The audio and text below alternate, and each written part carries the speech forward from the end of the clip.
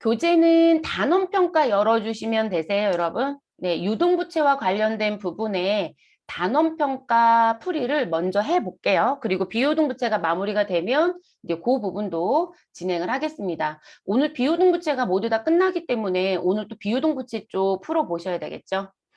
실무분계는 지금 문항수 보시면 중간에 7번 문제가 빠져요. 9번까지 풀 건데 그리고 이론 문제 같은 경우는 또 9번 문제가 중간에 빠지게 됩니다. 그러면 분계부터 들어가서 볼게요.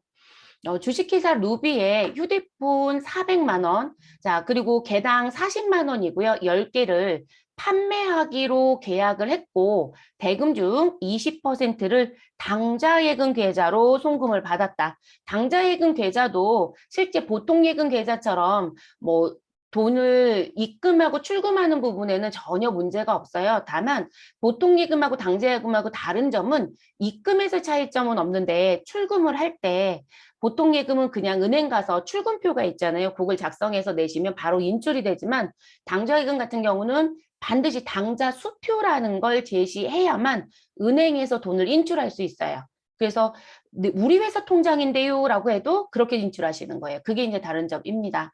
그러면 당좌예금 통장으로 돈을 받았으니까 회계 처리하실 때 어느 변에 우리 차변에는 당좌 예금이라는 계정 과목으로 기재하시고 증가시켜 주시면 되겠죠. 자, 그리고 판매하기로 계약을 하고 돈을 받은 거거든요. 그죠? 계좌로 송금받았다. 그러면 내가 미리 받은 돈이 되는 거죠. 그래서 미리 받은 걸 선수금, 내가 미리 주었을 땐 선급금이라고 얘기를 하는 거죠. 그래서 선급금은 우리가 미리 주었다라는 지급의 의미를 더해서 부르는 말이고 선수금은 돈을 미리 수금했다. 그러니까 수금하는 게 돈 받는 행위잖아요. 수금했다는 부분에 앞에 선자를 붙인다라고 말씀을 드렸습니다.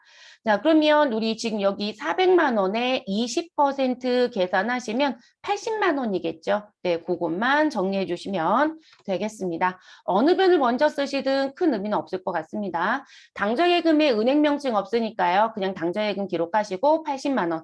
그리고 상대편 대변에는 선수금.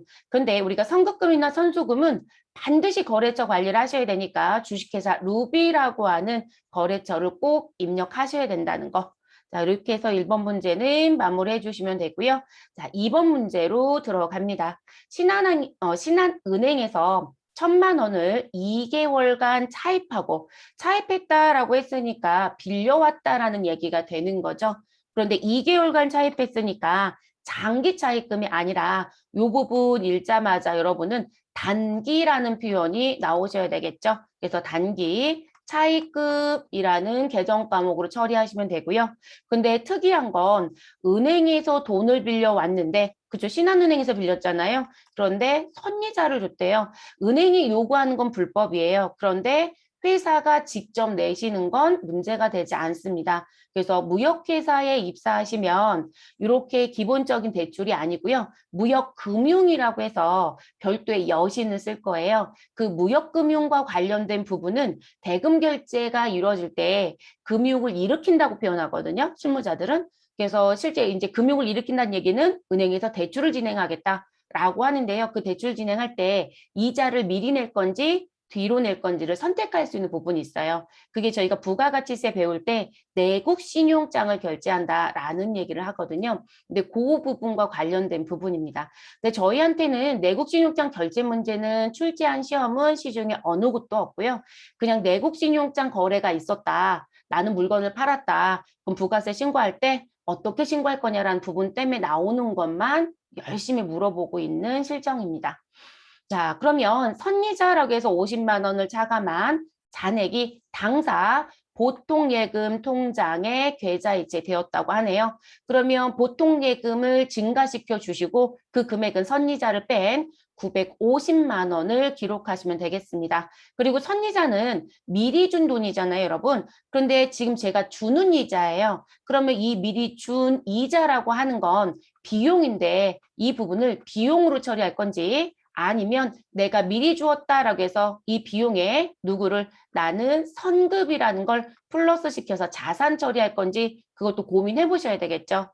근데 가로 열고 선이자는 이자 비용으로 회계 처리하기로 한다라고 했습니다. 그러면 우리는 성급 비용이라는 자산 처리가 아니라 우리는 전액 비용 처리하고 가겠다. 이렇게 얘기하는 거죠. 그리고 이제 이렇게 비용 처리했던 거 결산 시점에 차기분이 포함되어 있으시면 무엇 하시면 될까요? 성급 비용으로 대체시켜 주시면 되겠습니다. 그럼 저희는 대변에 단기 차입금 쓰시고요. 반드시 신한은행 기록하시고 지금 은행 분명히 나와 있습니다. 1,000만 원이라고 입력하시면 되겠습니다. 그리고 차변에는 보통예금 통장으로 950만 원이 들어오고요. 근데 여러분 여긴 당사 보통예금이지 신한은행의 통장을 갖고 있는지 국민은행의 통장을 갖고 있는지 알 수가 없어요, 여러분. 그래서 이 경우에 보통예금에는 거래처를 입력할 수가 없습니다. 그래서 950만 원만 기록해 주시면 되고요. 그리고 같은 변 차변에 이자 비용 50만 원 처리해 주시면 되겠습니다. 자, 세 번째 문제. 가수금의 내역을 확인한 결과. 자, 여러분 지금은 확인한 결과라고 되어 있어요. 그러면 여기까지 딱 읽으셨을 때 차변에 현금이 들어왔는지 보통예금으로 들어왔는지 나는 알 수는 없으나 어쨌든 나는 100만 원을 받은 사실이 있다 없다? 있다. 그래서 대변에 이 100만 원에 대한 부분에 내용을 알 수가 없어서 나는 뭐라고 써놨다? 가수금이라고 써놨다. 이 얘기를 하는 거고요. 그리고 거래처를 모른다라면 가수금의 거래처를 입력하실 수 없을 거예요. 그냥 받았다라는 것만 기록했겠죠. 그래서 확인한 결과라고 했으니까 대변에 가수금이 있다. 이렇게 알아두시면 되겠고. 자, 그리고 이 부분에 대한 확인 결과는 한라상사에 대한 거래로 30만 원은 제품을 매출하기로 하고 받은 계약금, 여러분 계약금을 받았다라고 되어 있네요. 그러면 나는 수금을 했는데 미리 받은 돈이 되겠죠. 그래서 선수금 30만 원으로 밝혀졌고, 자, 그리고 나머지 70만 원은 기존의 외상대금 중 일부를 무엇한 것이다? 회수한 것이다 라고 얘기합니다. 그러면 외상대금이라고 했고 제품을 매출하는 거래처와 관련된 거래 내용이니까 상거래로 보시면 되겠습니다. 그럼 내가 받을 권리가 있다라는 얘기인 거니까 외상, 매출금 70만 원을 무엇하였다? 회수한 것이다. 이 얘기가 되는 거죠. 그럼 대변에 있었던 가수금 어느 변으로 보내셔서 차변으로 상계 정리해 주시면 되겠죠. 여기서 100만 원 기록해 주시고요. 그리고 상대편 대변에는 우리 선수금이라고 쓰시고 반드시 거래처 한라상사를 기록. 자, 금액 30만 원입니다. 자, 나머지 금액은 외상 매출금이라고 쓰시고 거래처 한라상사 반드시 관리합니다. 그리고 금액 70만 원이라고 쓰시면 되겠습니다. 그래서 가수금 같은 경우는 대체적으로 벌써 장부에 계상이 되어 있고요. 무엇 되어 있다? 원인을 찾았다라는 부분이 등장할 수도 있다라는 거. 자, 그리고 가수금 얘기가 나왔으니까 하나 부연 설명할게요. 우리가 자산에서는 가지급금을 배웠어요. 그렇죠? 그리고 지금 부채에서는 가수금을 배웠습니다. 자, 가지급금과 가수금은 내가 지급은 하였으나 정확한 계정 과목이라든지 그 계정 과목에 해당되는 금액이 얼마인지 내용을 얘기할 수는 없다. 돈이 나간 건 있지만 그리고 수금은 돈은 받았어요. 그리고 금액도 알아요. 그런데 이게 선수금으로 받은 건지 외상 매축을 받은 건지 내용을 알 수가 없다는 거죠. 그래서 이렇게 처리해놨다가 내용이 확인이 되면 없애는 부분이거든요. 그러면 이런 식의 계정을 뭐라고 얘기한다? 임시 계정이에요. 다만 가지급금은 자산 계정이고 당좌 자산, 가수금은 부채 계정의 유동부채인 것 뿐입니다. 그럼 이 임시 계정이라고 했었던 부분이 언제까지 결산 시까지도 우리 남겨져 있더라. 그러면 이거 장부에 그대로 두시면 된다 안 된다? 안 된다고 분명히 말씀드렸어요. 그래서 이 문제가 기중의 문제로 출제가 될 수도 있고요. 결산의 문제로 출제가 될 수도 있습니다. 근데 결산 때도 여러분 이런 문제 내는 거예요. 네, 원인 찾았다. 이렇게 얘기하는 거죠. 만약에 원인을 못 찾았다라고 하면 가지급금 가수금을 그대로 둘 수는 없어요. 그래서 가지급금 같은 경우는 대여금으로 대부분 대체를 해요. 네, 가지급금 상태로 재무제표를 마무리할 수는 없거든요. 그래서 대여금으로 가수금 같은 경우는 진짜 쓸 게 없어요. 그래서 뜬금없이 선수금으로 써놨다가 뒤에 가서 대체해요. 그것도 1월 1일자에 가서 대부분 대체해놓고 업무를 볼 겁니다. 그래서 결산 시점 문제로도 출제가 된다라고 알아두시면 좋을 것 같습니다. 왜냐면 이런 얘기 안 듣고 뒤에 가서 결산 때 나오면 이거 왜 나오지? 라고 생각하시더라고요. 근데 우리는 임시계정 또는 미결산 계정 과목은 재무제표 있으면 안 된다고 재무제표 작성 배우실 때 했어요. 네, 그 부분 때문에도 이제 반드시 정리가 돼야 되겠죠. 네 번째 문제입니다. 지난달 도시가스 공사에 대한 가스 수도료 54,000원.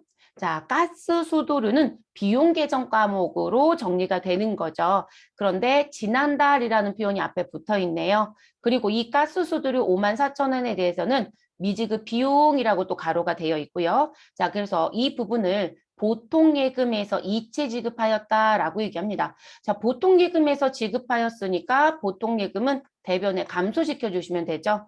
그럼 이건 무슨 얘기시냐면 나는 지난달에 발생된 도시가스와 관련된 부분에 대해서 차변에 가스, 수도료라고 회계 처리를 했었고 그 금액이 54,000원이었다라고 얘기하는 거고요.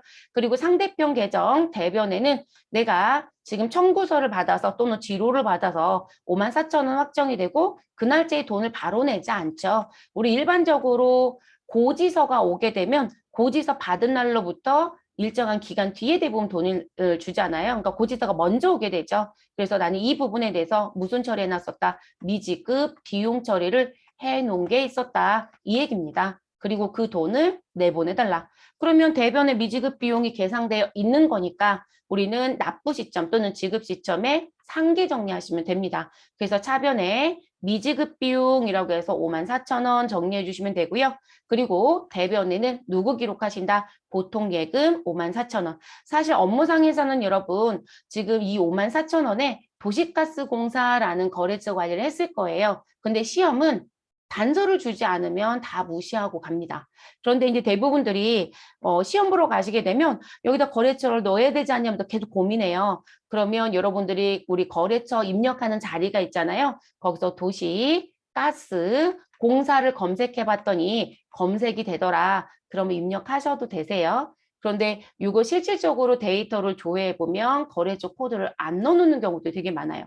그리고 본인들이 거래처 관리를 시험에서 채점하고 싶으면 여기에다가 거래처라는 걸 힌트를 줘요. 대체적으로. 그런데 검색해서 나오면 넣어도 괜찮습니다. 채점 대상이 아닌 건 입력했을 때 감점하지 않는다고 말씀드렸죠. 시험은. 근데 업무는 넣는 게 맞아요, 여러분. 넣는 게 맞습니다.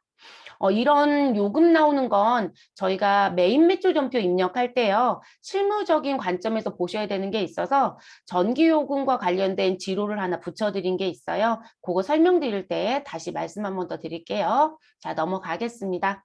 자, 다섯 번째 문제. 원재료를 매입하고 주식회사 성공에 대금으로 발행해 주었던 어음. 자, 여러분 지금 내가 발행해 주었던 어음이에요. 갖고 있었던 어음이 아니고 그래서 발행해 주었던 어음은 무엇으로 갈 거냐. 그리고 앞에 봤더니 원재료를 매입하고 발행했어요. 그럼 여러분 원재료라고 하는 계정 과목은 무슨 계정 과목에 속한다? 재고자산 계정 과목에 속한다. 그럼 재고자산의 거래라는 건 무슨 거래이다? 상거래이다. 우리 사업자 등록 중에 업종에 해당이 된다. 이 얘기가 되는 거죠. 그럼 상거래에 의해서 발행한 어음은 우리 무슨 어음으로 보셔야 돼요, 여러분? 지급 어음이겠죠. 만약에 이게 원재료 매입이 아니고 회사에서 비품을 매입하고 발행해 주었던 어음이다. 그러면 지급 어음이 아니라 미지급금이었어야 되는 거예요. 언젠가는 어음은 다 결제를 하셔야 되니까. 그쵸? 그리고 지급어음에 거래처 누구를 우리는 입력해 놨을 것이다. 성공. 그죠? 주식회사 성공. 자, 그래서 어음이 만기가 되어서 나는 당자수표를 발행하여 지급하였다라고 얘기합니다. 자, 당자수표 발행했으니까 내 통장에 당좌 예금의 잔고는 무엇할 것이다? 감소할 것이다. 그러면 우리 지급어음 만기 결제했어요 라는 얘기죠. 근데 여러분 지금 제가 가로를 읽지 않고 넘어왔어요. 자, 시험은 여러분 어떻게 나온다? 가로 빼고 나올 겁니다. 그래서 원재료를 매입하고 주식회사 성공에 대금으로 발행해 주었던 어음이 만기가 되어서 당자수표를 발행하여 지급하였다, 결제하였다 이렇게 나올 거거든요. 그러면 금액을 알 수가 없어서 회계 처리 못한다? 그렇지 않아요, 여러분. 성공한테 발행해 준 어음이잖아요. 그러면 거래처 원장이라는 걸 무엇하시면 된다? 조회하시면 금액을 확인할 수 있습니다. 그러면 거래처 원장 조회하시고 얼마? 우리는 1,870만 원이라는 금액을 확인할 수 있었다라고 지금 보여드린 부분이에요. 그래서 실제 장부를 조회해서 찾으시면 되는 문제, 그리고 회계 처리를 합니다. 그리고 지급원 발행했을 때는 어느 변에 있었을까요, 여러분? 대변에 있었겠죠? 그러면 대변에 있었던 지급어음 차변에 없애주시면 되겠습니다. 그리고 여러분 당좌예금을 대변에 쓸 거예요. 그럼 차변에 쓸 수밖에 없겠죠. 네, 원리상으로 보시면. 그래서 지급어음 주식회사 성공 1,870만 원 차변에 기록하시고 대변엔 당좌예금 1,870. 그런데 은행은 또 없습니다. 그래서 은행은 기록하지 않습니다.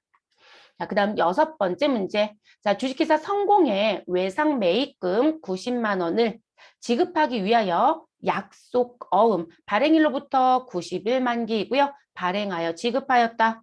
자, 우리 어음 발행해서 지급했습니다. 근데 여러분, 외상 매입금이라는 부분을 무엇하기 위해서? 주기 위해서 또 어음을 발행했다 이 얘기인 거죠.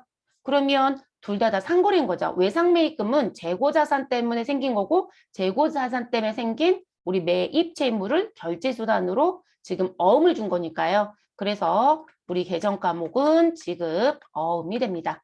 그래서 외상매입금 부채가 감소되면서 지급어음 부채가 증가되는 거래가 됩니다. 그러면 차변에 뭐 쓰시고 외상매입금 거래처 주식회사 성공 90만 원 기록하시면 되고요. 대변엔 지급어음 주식회사 성공이라고 기록하시고 90만 원 써주시면 되겠습니다. 8번째 문제 보겠습니다. 신한은행으로부터 차입한 장기 차입금 5천만 원은 2022년 6월 30일에 만기가 무엇되고요? 도래하고 그럼 여러분 2022년 6월 30일은 며칠 날짜? 우리는 지금 현재 아무 말이 없으면 모두 다 회계기간은 언제로 보자? 1월 1일부터 12월 31일로 보자. 그러면 우리 결산 시점인 12월 31일에 상황을 파악해 보니 2022년 6월 30일은 우리 1년 이내 무엇이 만기가 무엇되더라? 도래하더라. 이렇게 되는 거죠.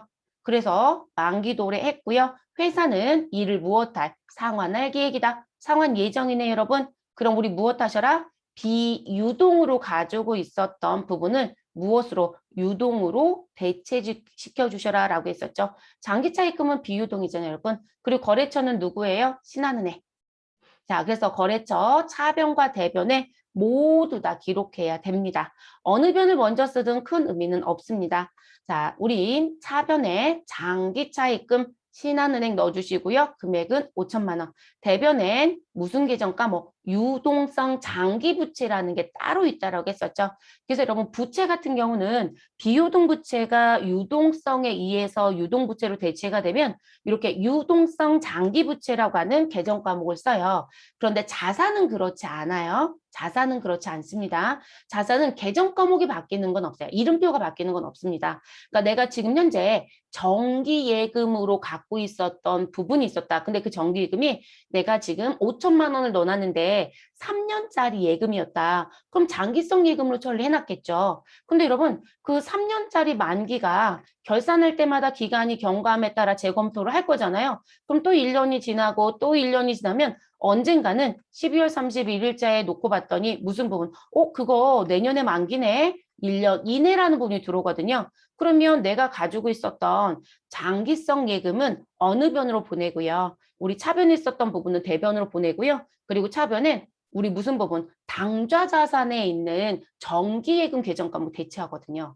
그래서 자산은 지금 그렇게 올라가는 부분들이 있어요. 그래서 우리가 이 장기성 예금을 갖고 있었던 부분이 뭐 정기예금으로 대체가 된다라고 하면 위치가 바뀌는 부분 그리고 계정 과목 이름이 지금 둘 다 정기예금을 썼다. 그런데 하나는 장기성 예금에 속하는 계정 과목으로 그래서 우리 장기 금융상품 써놨다는 거겠죠. 그러면 그 부분의 계정 과목이 같을 수도 있거든요. 그러면 없어지고 한쪽엔 생기고. 그런데 제가 아까 장기성 예금이라는 계정을 썼는데요. 그러면 그때는 이름표가 바뀌어요. 그래서 우리 금융상품으로 갖고 있었던 투자자산의 장기성 예금이 대변에 가서 기록을 해주시면 되시고요. 그리고 차변엔 당좌자산의 정기예금 또 개정 과목이 있거든요.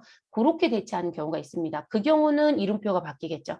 네, 그렇지 않은 경우들은 이름표는 동일하게 씁니다. 대표적인 게 유가증권이었었죠.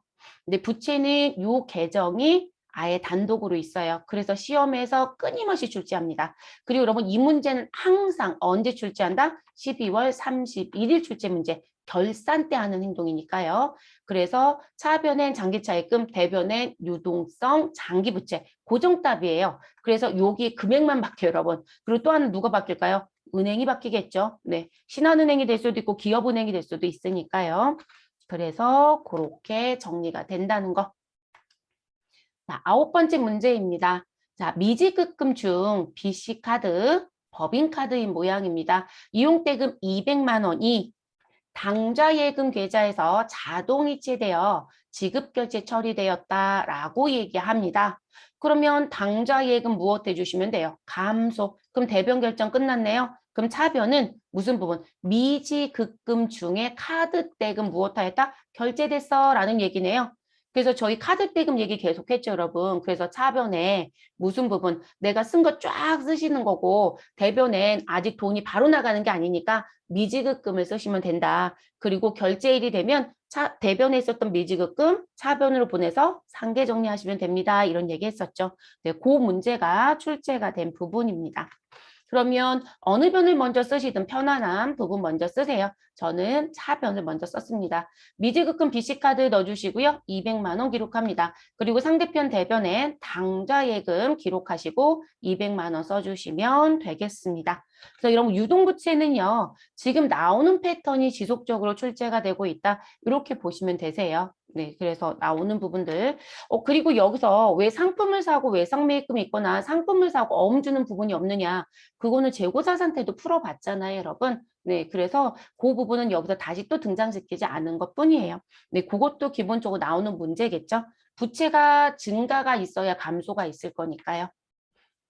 자, 실무 이론 문제로 넘어가겠습니다. 다음 중 일반 기업 회계 기준상 유동부채에 해당하지 않는 것은 이라고 묻습니다. 자, 예수금 유동부채가 맞습니다. 외상매입금 유동부채가 맞죠. 사채 비유동부채에 들어가죠. 그래서 우리 비유동부채 제가 세 개는 꼭 기억하시라고 했죠. 시험 목적상. 그래서 사채가 있고 장기차입금이 있고 퇴직급여 충당부채가 있다. 세 가지는 꼭 기억하셔라. 이런 얘기 했습니다. 그거 말고도 또 있어요. 그런데 그 세 가지를 주로 물어보니까요. 자, 그리고 선수금은 유동부채에 속하죠. 그래서 이건 점수를 주려고 낸 문제입니다. 답은 몇 번? 3번이 되겠죠. 그리고 지금 저희 분계 문제 풀어봤는데 예수금 문제가 없었잖아요. 우리 교재에 있었을 때는 교재 본 수업할 때는 해봤는데 이 예수금은 어디에 가면 저희가 볼 거냐면요. 우리 수익과 비용이라고 하는 파트가 있어요. 그 부분에 가면 볼 거예요, 여러분.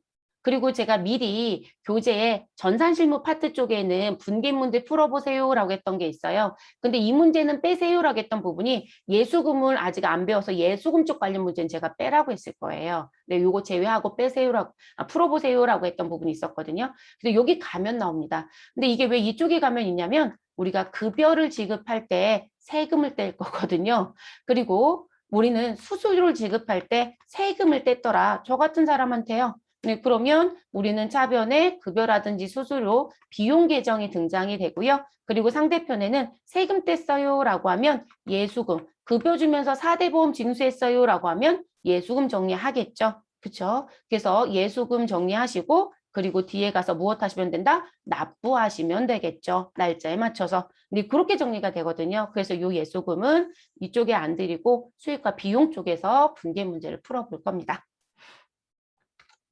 왜냐면 저희가 분계 문제 예수금이 없으니까 시험에 안 나오는 줄 아실 수도 있을까 봐. 그래서 말씀을 드렸어요. 답은 3번. 두 번째 문제. 다음 중 매입 채무에 해당하는 것은? 여러분 이거 틀릴 일 없겠죠. 우리 매출 채권은 누구이고요? 외상 매입금 받으러. 매입 채무는 누구인가요? 외상 매입금 지급업. 답은 1번. 자, 그 다음 세 번째, 다음 중 유동성 배열법에 의한 재무상태표 작성 시 가장 나중에 배열되는 항목. 이거를 자산에서 물어보지 않고 부채에서 물어보면 우리는 행복하다라고 생각하시면 됩니다. 왜냐하면 이게 자산이었더라면 자산은 유동자산이 있고 그리고 다시 또 누가 있더라? 우리는 비유동자산이 있다. 이렇게 얘기를 했었죠, 여러분. 자산은 실제 이렇게 크게 두 개로만 나누면 좋겠지만 다시 여기서 항목이 또 구분이 되잖아요. 그래서 유동자산에서도 유동성이 가장 빠른 누가 있다? 당좌자산이 있다. 라고 얘기를 했습니다. 그리고 당좌자산이 유동성이 가장 빠르고 그 다음에 유동성이 빠른 건 우리 누구이다? 재고자산이다. 이렇게 가는 거고요. 자, 그리고 비유동자산에서는 우리 누가 먼저 들어야 된다? 우리 투자자산을 먼저 기록하더라는 거죠. 그리고 투자자산이 끝나면 유형자산을 기록하고 그리고 무형자산을 기록하고 그리고 그 다음 누구 배워요, 여러분? 우리 기타 비유동자산이라는 걸 배웠죠. 우리 수업이 이렇게 순서대로 했어요, 여러분. 이게 유동성 배울 법대로 다 수업을 한 거예요. 그러면 지금 이렇게 나열을 해주셔야 된다는 얘기거든요. 자산은. 그런데 부채는 누구와 누구밖에 없다? 유동부채가 있다. 이렇게 얘기하고요. 그리고 비유동부채가 있다. 이렇게 얘기를 하더라는 거죠. 끝이에요. 다시 나뉘는 거 없어요. 그러면 지금 가장 나중에 배열되는 항목 이렇게 물은 거죠. 그러면 우리는 이런 경우에 누구 찾으면 될까요? 답은 정해져 있어요, 여러분. 비유동 부채를 그냥 찾으시면 됩니다. 자, 그래서 장기차입금, 미지급법인세, 미지급비용, 매입채무 이들은 모두 다 무슨 계정이다? 유동부채가 되겠죠. 그래서 유동부채가 모두 다 기록이 끝나면 우린 누가 나올 것이다? 비유동부채인 장기차입금이 나옵니다. 그래서 답은 몇 번? 1번. 그래서 1번으로 정리시켜 주시고 마무리하시면 되겠습니다. 그 다음 문제. 자, 다음 중 부채에 대한 설명으로 가장 옳지 않은 것은 이라고 얘기를 하네요, 여러분. 자, 부채는 과거의 거래나 사건의 결과로 현재 기업 실체가, 이거 기업을 말하는 거죠. 기업 자체가 부담하고 있고 미래의 자원의 유출 또는 사용이 예상되는 의무이다. 이거 기업의 정의 또는 개념을 물어본 거죠. 네, 그러면 올바른 표현이니까 동그라미 해놓으시면 되고요. 자, 유동성 장기 부채는 유동부채로 분류하는 거죠? 맞습니다. 자, 부채는 1년을 기준으로 또는 정상적인 영업주기를 기준으로 무엇한다? 유동부채와 비유동부채로 분류합니다. 그러면 3번도 맞네요.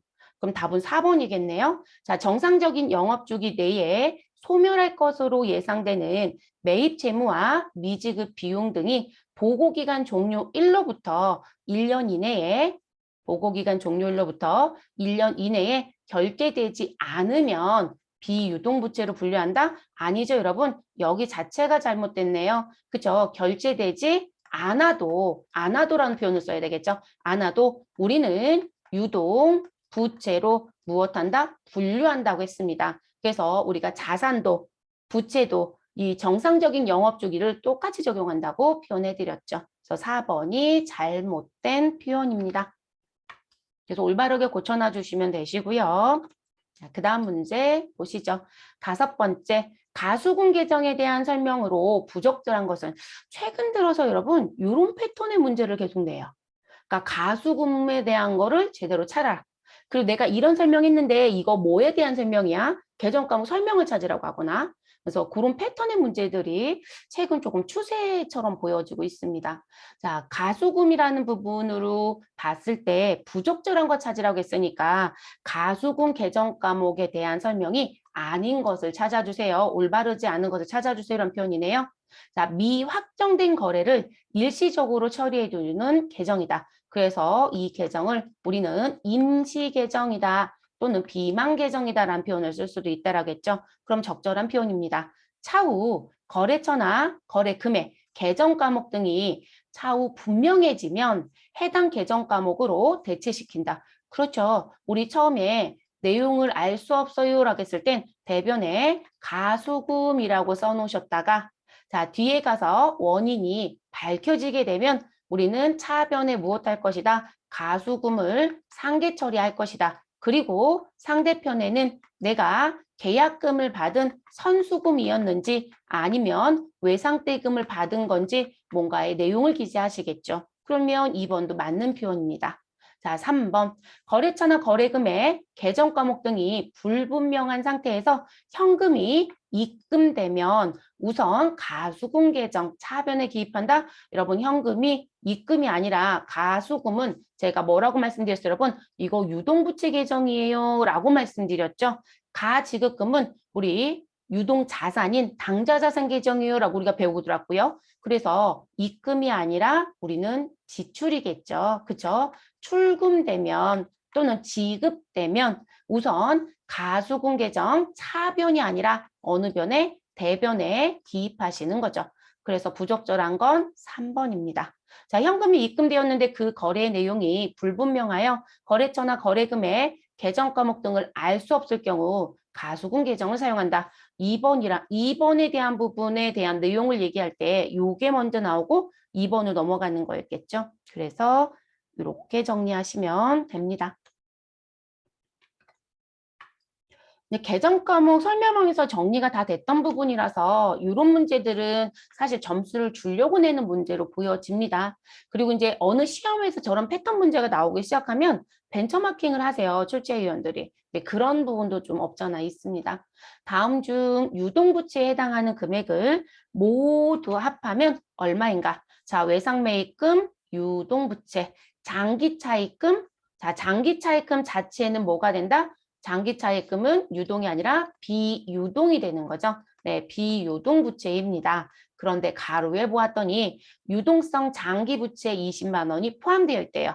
그러면 유동성 장기부채 20만 원은 뭐로 들어가야 돼요, 여러분? 유동인 거죠. 네, 그래서 이 부분은 우리 유동부채로 포함시켜 줍니다. 자, 단기차입금 20만 원, 유동부채, 미지급 비용 7만 원, 유동부채, 선수금 9만 원, 유동부채입니다. 퇴직급여 충당부채는 비유동부채에 속하죠. 자, 그러면 동그라미 한 것만 무엇 하시면 될까요? 모두 다 합산하시면 되겠습니다. 그래서 5만 원 더하기 20만 원 더하기 20만 원 더하기 7만 원 더하기 9만 원. 그래서 얼마 나온다? 61만 원. 답은 몇 번이에요, 여러분? 4번이네요. 이거는 계정 과목만 분류할 수 있다라고 하면 문제 푸는데 크게 어렵거나 했던 부분 아니시죠? 네. 자, 7번째, 상품을 200만 원의 성설상에 판매하기로 계약을 하고요. 계약금 20만 원을 현금으로 받은 거래의 대변을 무슨 계정으로 회계 처리하였다. 그럼 이것도 계정 과목 물어보는 거죠. 우리 미리 받은 계약금은 뭐로 간다? 선수금이죠. 네, 이것도 점수를 주려고 내는 문제. 지금 보시면 자산 쪽의 문제가 더 어렵죠, 여러분. 부채는 크게 어려운 게 없어요. 비유동 부채 쪽이 좀 어려운 부분이 있고요. 나머지는 실제로 좀 아주 단촐한 문제들이 대부분입니다. 그래서 시험 보러 가시면 자산을 많이 보는 것 같은 느낌이 들어요. 뭐 부피도 그쪽이 더 크지만. 다음 자료에 의하여 기말 외상매입금 잔액을 계산하면 얼마인가 라고 묻습니다. 자, 기초상품 재고액은 50만 원이고 기말상품 재고액은 지금 현재 60만 원이고요. 기중에 상품 매출한 건 150, 매출 총이익률은 30만 원. 자, 기초 외상매입금은 4만 원. 기중에 외상매입금을 갚은 거, 지급한 건 120만 원. 단 상품의 매입은 전부 외상이다. 라고 얘기를 합니다. 아니 근데 지금 기말에 내가 갚지 못하고 남겨놓은 기말 외상매입금 잔액을 그러니까 다음 연도로 2월하는 차기 2월하는 기말 외상매입금 잔액을 계산하는데 아니 왜 상품 매입은 전부 외상이고 이거는 이해된다. 근데 왜 기초상품 재고액을 주고 왜 기말상품 재고액을 주고 왜 매출 관련된 걸 줬느냐 라고 이제 얘기하신다라면 그럼 지금 여기서 매입한 얘기가 없어요. 우린 지금 외상으로 사왔어요 라고 했으니까 회계처리를 하면 차변에 누가 들어오고요. 상품이라는 게 들어오고 상대편 대변에 누가 들어오는 거예요. 내가 갚아야 되는 외상 매입금이 들어오는 거거든요. 그러면 내가 전년도에서 넘겨받았던 외상 매입금에 내가 지금 현재 사가지고 왔을 때 전부 다 외상으로 샀으니까 우리 단기에 외상으로 산 거를 무엇하고 더해주시고 아직 못 받은 그리고 더해주시고 그리고 기중에 1월 1일부터 12월 31일 사이에 외상매입금을 갚은 게 있다라고 하는 이 지급을 빼시면 돼요. 그러면 우리는 기말이 나올 거거든요. 근데 문제는 지금 당기의 외상으로 산 금액이 없어요. 그러면 그거 계산해야 되겠죠. 그러면 우리 당기에 매입한 부분은 재고자산 때 뭘 배우신 적이 있다. 우리 기초상품 재고액에 당기 매입액을 더하고 우리 누구를 기말상품 재고액을 빼면 뭐가 나온다? 우리 매출 원가가 나온다. 이렇게 얘기했었죠. 근데 매출 원가도 없는데요. 그런데 뭘 줬어요, 여러분? 기중에 상품 매출은 150만 원이고 이 부분은 매출 총이익률이 몇 프로다? 30%이다. 그래서 우리 매출 총이익은 어떻게 계산하죠? 재고단세 배우실 때 매출액에서 매출 원가를 빼면 매출 총이익이죠. 그리고 매출 총이익률은 매출 총이익을 누구로? 우리 매출액으로 나눈 게 이익률이거든요. 어려운 문제예요, 여러분. 그래서 그 부분을 벌써 머릿속에 연상이 돼서 무엇 하셔야 돼요? 매출원가를 계산하고 매출원가가 나오면 기말과 기초를 줬으니까 그걸 빼서 매입을 계산하고 매입이 있으니까 우리 외상매금 기초와 지급한 거와 그런 부분을 정리해서 무엇하는 기말을 계산하는 이렇게 가야 되는 부분입니다. 그래서 이 문제는 난이도가 회계 기준 놓고 보면 난이도가 최상 문제라고 보시면 되겠습니다. 난이도가 좀 높아요, 여러분. 그래서 저희는 매출 원가 계산이 1번. 자, 그러면 제가 아까 매출 총이익률은 우리 일단은 매출 총이익이라고 하는 계산이 어떻게 되느냐. 매출 총이익은 내가 팔은 매출액에서 누구를 빼시면 매출 원가를 빼면 누가 나온다? 매출 총이익이 나오는 거거든요. 근데 이 매출 총이익의 율이 얼마이다? 30%이다 라고 얘기해요. 그러면 매출액에서 차지하고 있는 이익이 30%인 거거든요. 그럼 매출액이 100이라고 한다면 매출 원가는 몇 프로인 거예요? 70%한 얘기겠죠, 여러분? 그래서 이게 무슨 부분? 매출 총이익을 매출액으로 나누면 매출 총이익률인 거니까. 그래서 요 의미를 얘기하는 거죠. 그럼 여러분 지금 매출 원가는 어떻게 계산하시죠? 우리 70% 계산하시면 되는 거잖아요. 그러니까 150만 원 곱하기 1-0.3 소위 말해서 100%에서 30% 뺀 그래서 70%를 계산해라. 그러면 57에 35에 7이니까 105만 원이 나오네요.